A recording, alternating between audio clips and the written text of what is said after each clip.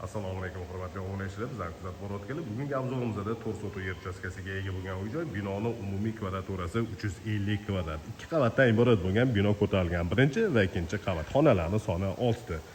Hovlining o'rtasida kattagina joy zeleniy zona uchun ajratilgan. Hovlida yozgi oshxona joylashgan. Hovliga kirish uchun alohida darvoza va alohida eshik o'rnatilgan. Navesi tagida bitta katta mashina sig'adiganlik joy ajratilgan.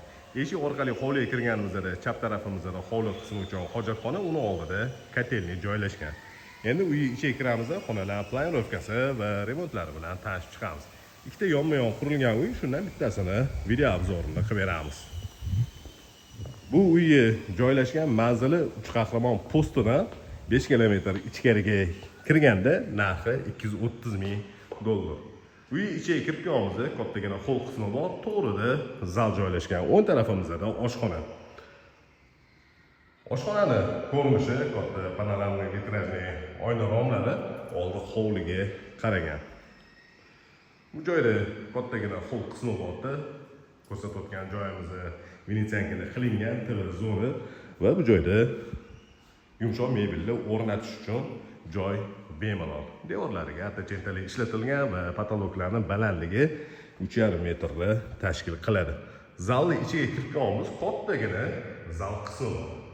Zalning razmeri uzunasiga 8 metr va eniga 4 metr 60 santimetrni tashkil qiladi. Qo'shni devorlar 1,5 metr tashlab imorat ko'tarilgan. Bu joyda birinchi qavat uchun umumiy sanuzel joylashgan. Kir yuvish mashinasi uchun joylari ham bor, sovuq suvlarni vixtlar chiqarilgan, bide, unitaz, rakvina va vanna o'rnatilgan.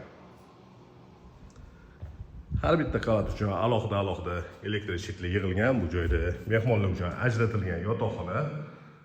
Bu xonaning razmeri uzunasiga va eniga 5 metrdan. Zinan tagida kladovkasi ham bor. Endi ikkinchi qavatga ko'tarilamiz. Ikkinchi qavatda 4 ta xona joylashgan. Xonalarni o'zingizlar ko'rib turibsizlar, katta bo'lib tushgan xonalar.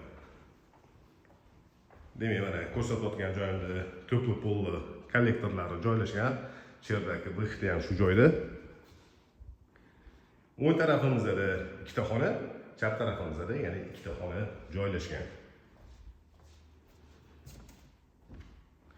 5 ga 5 razmerdagi xonaning ko'rinishi yotoqxona uchun mo'ljallangan.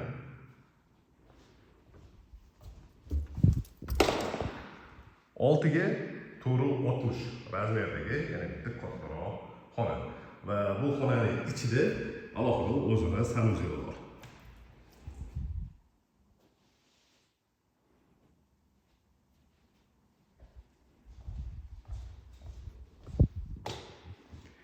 Ikkinchi qavatga ko'tarilganda chap tarafdagi xonalarni ko'rib chiqamiz. Bu xonadan balkonga chiqsa bo'ladi. Yotoqxona uchun mo'ljallangan va bu yotoqxonaning ichida ham sanuzel joylashgan. Demak, 4 ta yotoqxona bo'ladigan bo'lsa, shundan ikkitasining ichida yotoqxona bor va ikkinchi qavatda umumiy ishlatish uchun yana umumiy sanuzel ham joylashgan.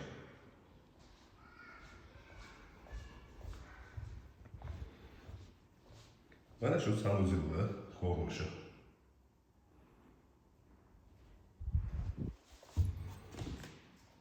To'rtinchi yotoqxonaning ichiga kirib keldik.